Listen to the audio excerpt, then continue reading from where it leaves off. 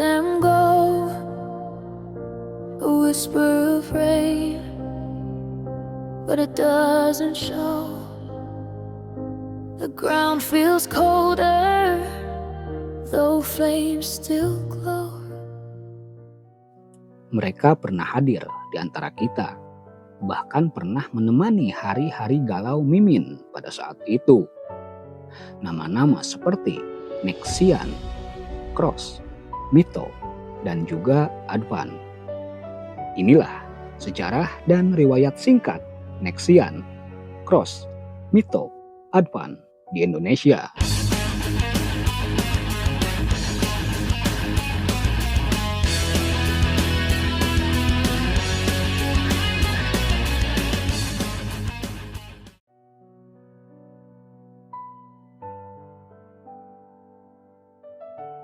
Kita awali dengan Nexian. Nexian berdiri pada tahun 2006. Pendirinya adalah Martono Jaya Kusuma.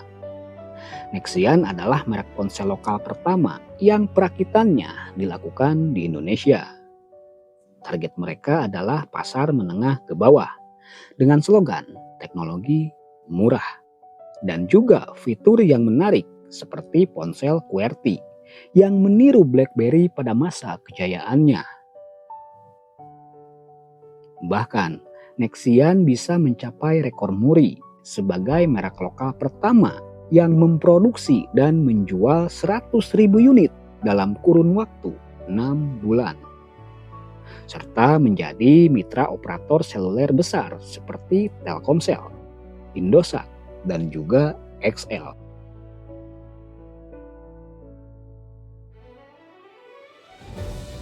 Nexian juga meraih pangsa pasar cukup besar pada saat itu, dengan lebih dari 8 juta pengguna pada akhir tahun 2010-an dan menjadi salah satu pemain utama di pasar ponsel fitur. Selain itu, Nexian juga meluncurkan model-model baru dan bahkan menjadi sarana peluncuran album musik dari grup band papan atas Indonesia, yaitu Slank. Ini membuktikan eksistensinya sebagai merek lokal yang inovatif. Dan kemudian pada tahun 2011, Nexian diakuisisi oleh perusahaan global asal India senilai 100 juta US dollar.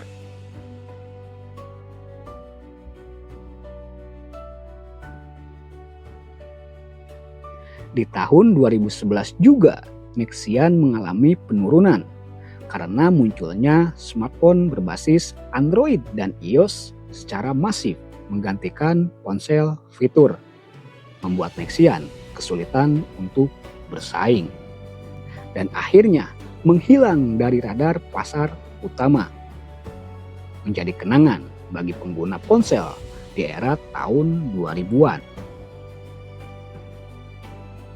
Nexian adalah contoh nyata merek ponsel lokal yang sukses memanfaatkan celah pasar dengan produk terjangkau sebelum akhirnya harus mengakui keganasan dominasi teknologi baru. Nexian menjadi bagian penting dari sejarah telekomunikasi seluler di Indonesia.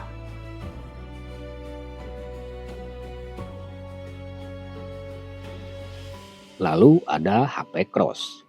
Dan ini adalah jagoan Mimin pada saat itu. PT Aries Indo Global menjadi pendiri merek ponsel Cross Mobile Phone di Indonesia pada tahun 2008 silam. Pada masa kejayaannya, Cross dikenal sebagai salah satu merek ponsel lokal yang cukup populer, terutama dengan produk-produk fitur phone atau ponsel dengan fitur dasar yang menawarkan harga yang terjangkau dengan fitur yang menarik seperti TV analog, radio FM, dan kemampuan dual SIM-nya, menjadikannya pilihan favorit bagi masyarakat Indonesia di segmen menengah ke bawah. Lalu kemana sekarang HP Cross? Bagaimana nasibnya? Alasan utama mengapa merek Cross tidak lagi terlihat di pasaran Indonesia adalah karena identitasnya yang telah berubah total. Perubahan nama atau rebranding. Pada tanggal 24 September tahun 2013, PT Aries Indo Global secara resmi mengumumkan perubahan nama merek Cross menjadi Apercos. Perubahan nama ini didorong oleh keinginan untuk mengubah citra merek. Karena nama Cross mereka anggap sudah terlalu lekat dengan ponsel berharga murah. Dan perusahaan pun ingin beralih ke segmen smartphone Android yang sedang berkembang pesat pada saat itu. Dengan nama Apercos, mereka berharap dapat bersaing lebih baik dengan merek global seperti Samsung dan merek lokal lainnya seperti Advan dan Mito. Kemudian, setelah rebranding, Apercos mulai fokus memproduksi beragam produk elektronik, terutama smartphone Android, untuk memenuhi permintaan pasar yang terus meningkat. Jadi Apercos masih ada dan tidak bangkrut. Merek Cross berevolusi menjadi Apercos yang masih beroperasi di pasar elektronik Indonesia, bahkan hingga saat ini. Dan pada tahun 2022 silam, mereka merilis smartphone terbaru mereka, yaitu Apercos M6A.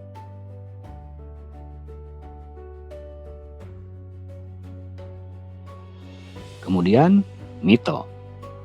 Mito Mobile berdiri pada tahun 2006 dan dengan cepat menjadi salah satu pemain utama di pasar ponsel Indonesia. Perusahaan ini terkenal karena menawarkan berbagai jenis ponsel, termasuk ponsel fitur dan juga ponsel pintar, smartphone, dengan harga yang sangat terjangkau bagi masyarakat Indonesia. Puncaknya, menjelang akhir tahun 2012, Mito berhasil menembus jajaran 3 besar vendor ponsel terbesar di Indonesia, menunjukkan pertumbuhan pangsa pasar yang signifikan dan jaringan distribusi yang luas. Namun, meskipun sempat sukses, eksistensi Mito di pasar ponsel Indonesia mulai terpinggirkan dan akhirnya menghilang karena beberapa faktor utama seperti persaingan yang sangat ketat dengan merek global. Dan yang menjadi alasan terbesarnya adalah masuknya merek-merek global, terutama dari Tiongkok, seperti Xiaomi, Oppo, dan juga Vivo, yang menawarkan spesifikasi lebih baik dengan harga kompetitif. Merek-merek ini dengan cepat menguasai pasar dengan inovasi dan strategi pemasaran yang agresif. Selain itu, pasar ponsel bertransisi dengan sangat cepat dari ponsel fitur ke ponsel pintar berbasis Android dengan teknologi yang lebih canggih. Mito pun kesulitan mengimbangi laju inovasi dan teknologi yang dibawa oleh raksasa teknologi global.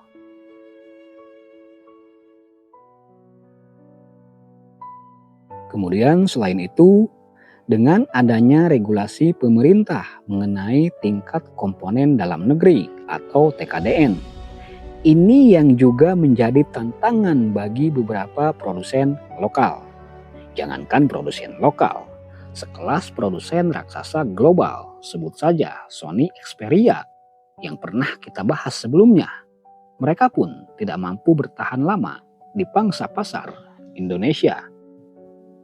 Sementara itu, merek global seperti Xiaomi justru berhasil memenuhi aturan tersebut dengan memproduksi perangkat secara lokal, yaitu di PT Satnusa Persada di Batam. Saat ini merek Mito masih ada sebetulnya, tetapi mereka telah beralih fokus bisnisnya ke peralatan elektronik rumah tangga seperti mesin cuci, kipas angin, oven, dan blender di bawah naungan PT Mahakarya Sukses Indonesia atau Mito Elektronik. Dan bisnis ponsel Mito praktis sudah tidak terlihat lagi di pasar utama.